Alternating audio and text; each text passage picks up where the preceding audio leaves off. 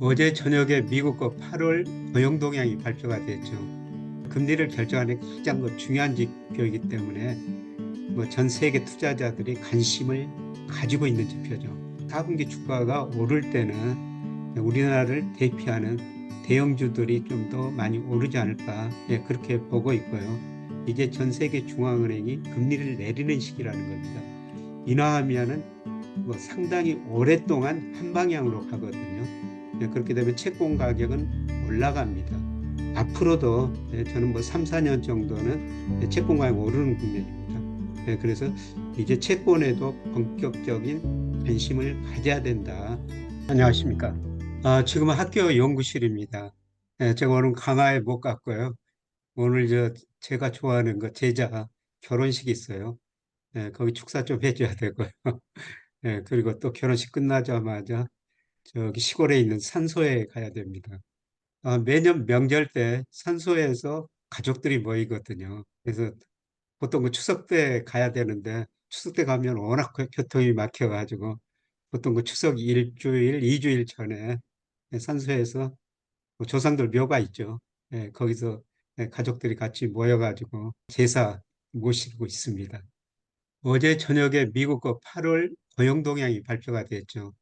이게 왜 중요하냐면은 경제를 판단하는 데 중요할 뿐만 아니라 또 조만간 미국의 FOMC가 있지 않습니까? 금리를 결정하는 가장 중요한 지표이기 때문에 전 세계 투자자들이 관심을 가지고 있는 지표죠. 8월 고용이 예상보다 낮게 나왔고요. 이거는 소비 증가세가 둔화되고 있다는 겁니다. 소비 증가세가 둔화되고 있으니까 기업들이 매출, 이익 증가세가 둔화될 거라는 거죠. 그래서 고용을 이제 별로 많이 안 하고 있다는 거고요. 그 다음에 미 연준의 통화정책 목표가 물가 안정하고 고용 최대화예요. 물가 상승률이 좀 낮아지고 있죠. 고용 증가세가 많이 둔화되니까 FOMC에서 이제 금리를 인하할 거라는 겁니다. 이제 시기하고 그 폭만 남아 있는 것이죠. 미국의 8월 비농업 부분의 고용이 발표됐는데요. 14만 2천 명 증가했습니다.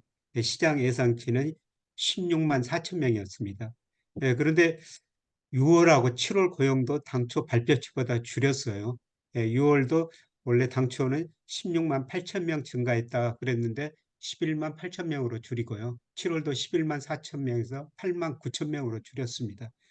그러다 보니까 3개월 고용 이동 평균이 11만 6천 명으로 많이 줄어들고 있어요. 이거는 2020년 코로나 이후로 최저치입니다. 그만큼 고용 증가세가 둔화되고 있다. 이렇게 볼 수가 있겠습니다. 아직도 서비스에서는 고용이 지난달에 10만 8천 개 증가했습니다. 그러나 제조업에서는 2만 4천 개 고용이 감소했습니다. 현재 미국 제조업 경기는 별로 안 좋고요. 서비스업 경기는 상대적으로 좋습니다. 그런데 최근에 미국 소비의 69%를 차지하고 있는 서비스 소비 지출 증가세가 좀 둔화되고 있어요. 그래서 앞으로 서비스 측면에서도 고용이 더 낮아질 가능성이 높습니다. 실업률인데요. 실업률이 시장 예상치 4.2% 같았습니다. 7월 4.3%였는데요. 7월보다는 좀 낮아졌죠. 그런데 이 고용은 기업을 대상으로 조사하고요. 그 다음에 실업률은 가계를 대상으로 조사합니다. 그래서 고용 증가세가 둔화됐는데 왜 실업률이 떨어졌느냐? 기업 대상 조사하고 가계 대상 조사하고 좀 차이가 있다는 것입니다. 12개월 이동 평균 보면요. 계속 증가하고 있습니다. 12개월 이동 평균이 작년 6월에 3.6%였는데 올 9월에 3.9%로 올라갔어요. 그런데 과거 통계 보면은 실업률 12개월 이동 평균이 상승할 때 평균 2개월 후에 경기 침체가 왔었습니다. 이번 좀 길어지고 있는데요. 실업률이 상승한다는 것은 앞으로 경기 침체가 올 거라는 겁니다. 그런데 어제 시장에서 가장 큰 변화가요. 미국 경제학자들이 미국 10년하고 2년 국채 수익률 차이로 앞으로 경제 성장률을 전망하죠. 그런데 이게 역전되면은 일정 시차를 두고 경기가 침체에 빠졌었어요. 그리고 정상화되고 나서 침체에 빠진 경우가 많은데요. 어제 국고채 10년 수익률이 3.71%였고 2년 수익률은 3.65%였습니다. 이제 10년 수익률이 2년보다 높아졌죠. 네, 그거는 10년짜리가 올라가서 그런 게 아니라 2년짜리가 많이 떨어졌습니다. 2년짜리가 떨어졌다는 것은 단기금리인데요. 네, 그만큼 연준이 금리를 인하할 것이다. 이게 2022년 7월 4일 이후로 처음으로 금리차가 이제 플러스가 전환된 것이죠. 네, 그런데 과거 보면 이 금리차가 플러스로 전환 얼마 후에 미국의 경기 침체가 왔습니다. 과연 미국 경제가 침체에 올 것인가? 그거는 좀 지켜봐야 될 것 같습니다만은, 제가 미국 경제 성장을 예측하는 제 모델로 예측해 보니까요. 4분기부터 성장률이 굉장히 둔화됩니다. 그리고 내년 상반기에는 2분기 연속 마이너스 성장하면서 아마 빠르면 4분기, 늦어도 내년 상반기에는 미국 경제가 침체에 빠질 가능성이 높습니다. 경기 둔화, 소비 둔화로 제가 그 지난주에 그 7월 그 개인 소비 지출 물가를 말씀드렸습니다만은 2.5%, 아직 연준의 목표치 2%보다 높습니다만은 앞으로 그 소비 증가세가 둔화되면은 물가 상승률도 낮아질 수밖에 없습니다. 그래서 이제 9월 그 17일, 18일, 우리 시간은 9월 19일 새벽에 미 연준 FMC 회의 결과가 나오는데요. 여기서 이제 금리를 인하하느냐, 인하하면 얼마나 인하할 것인가, 이게 그 남아있는 문제인 것 같습니다. 0.25%포인트 인하 확률이 57%, 0.5%포인트 인하 확률이 43%나 되고 있어요. 그런데 제가 소위 이론적으로 테일러 준칙에 의해서 적정 금리를 추정해 보니까 지금 3분기 현재 4.1%로 많이 낮아지거든요. 그래서 저는 뭐 이번 FOMC에서 0.5%포인트 인하할 확률이 높다.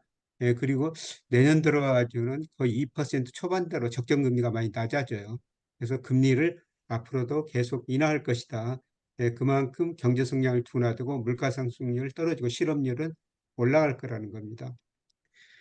실업률이 올라갈 때 금리가 하락했고, 그 다음에 주가도 하락했고, 달러 인덱스도 하락했었어요. 왜 그러냐면 실업률이 올라간다는 거는 미국 소비가 안 된다는 거죠. 미국 소비가 안 되면은 당연히 물가 상승은 낮아지고 금리가 떨어질 수밖에 없습니다. 실제로 제가 그림에는 그 실업률은 축을 거꾸로 그려놨습니다만은 실업률과 빨간색 그래프가 떨어질 때 실업률이 올라갔다는 겁니다. 그러니까 달러 인덱스도 실업률이 올라갔을 때 한 시차를 두고 계속 하락했죠. 달러 인덱스 하락하기 시작했다고 보고 있고요. 앞으로 미국 경제가 침체에 빠지면은 실업률이 더 올라오고 미국 금리가 더 떨어지고 그 다음에 주가도 떨어지고 달러 인덱스도 하락할 가능성이 높습니다. 그래서 이런 걸 보면요, 우리가 그동안 미국 주식에 참 많이 투자했습니다. 미국 주가가 많이 올라가지고 당연히 미국 주식에 투자해가지고 돈 버는 거는 좋은 일이죠. 그런데 지금 실업률하고 미국 주가 S&P 500이 너무 괴리가 벌어졌고요. 미국 주가가 조정을 더 보일 수가 있습니다. 그리고 우리가 채권 투자도 하셔야 되는데 미국 채권도 하셔야 되죠. 뭐 미국 금리 떨어지니까 채권 가격이 오를 겁니다. 그래서 미국 이제 채권 투자하실 때는 금리뿐만 아니라 꼭 달러 인덱스 환율도 함께 고려하시는 게 좋을 것 같습니다. 달러 인덱스가 하락할 때 미국 주가보다는 이머징 마켓이나 그다음에 우리 주가가 상대적으로 더 올랐습니다. 그런데 이머징 마켓 주가, 뭐 브라질, 인도, 인도네시아 뭐 이런 주가는 소폭 떨어졌거나 오히려 일부는 그 상승하기도 했거든요.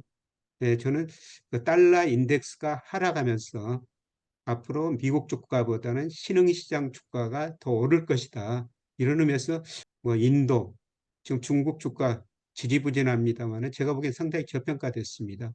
뭐 인도네시아, 뭐 베트남 이런 주식 비중을 해외 투자할 때는 조금 더 늘리시는 게 나을 것 같습니다. 9월 때 계속 그 조정이 올 것이다. 그런데 4분기는 주식시장 좋다. 우리 주가가 지나치게 저평가돼 한 15% 저평가됐다. 이런 말씀을 드리면서 9월 조정 때 주식 4분기를 대비하고 사십시오. 이런 말씀을 계속 드렸습니다만은 아마 4분기에는 미국 주가보다도 우리 주가가 더 탄력성 있게 오를 것 같습니다. 주가 지수가 탄력성이 있게 오른다면은 수출과 대형주 같은 것이죠. 예를 들어 지금 삼성전자가 굉장히 좀 부진합니다만은 삼성전자 이익 애널리스트 전망치 보면은 지나치게 저평가되지 않느냐 이렇게 지금 보고 있습니다. 그래서 아마 4분기 주가가 오를 때는 우리나라를 대표하는 대형주들이 좀 더 많이 오르지 않을까 그렇게 보고 있고요. 지난 4년 동안 전 세계 그 중앙은행이 금리 인상하고 높은 수준을 유지했죠. 그거는 물가 상승률이 높았기 때문입니다. 그동안 우리가 뭐 고물가, 고금리, 고환율 이런 단어들을 언론에서 자주 봤지 않습니까? 그러나 통화 긴축 금리를 많이 오르다 보니까요. 지금 수요가 위축되면서 물가 상승률이 낮아지고 이제 전 세계 중앙은행이 금리를 내리는 시기라는 겁니다. 그래서 빠르면 FOMC가 9월부터 금리 인하하고 그다음에 한국은행도 10월부터 금리를 인하하게 될 겁니다. 이게 인하하면은 뭐 상당히 오랫동안 한 방향으로 가거든요. 다시 단기적으로 금리 인상할 확률은 굉장히 낮다는 겁니다. 그러면 시장 금리가 미리서 이런 걸 반영해서 떨어졌습니다. 앞으로 더 떨어질 수가 있다는 것이죠. 그렇게 되면 채권 가격은 올라갑니다. 그래서 우리가 이제 채권에 더 많은 관심을 가져야 할 시기입니다. 제가 작년부터 그 채권 투자하십시오, 하십시오 이런 말씀을 드렸는데요. 이미 시장 금리는 떨어지기 시작했고 앞으로도 저는 뭐 3, 4년 정도는 금리가 중기적으로 하락하는 국면이고 채권 가격이 오르는 국면입니다. 그래서 이제 채권에도 본격적인 관심을 가져야 된다.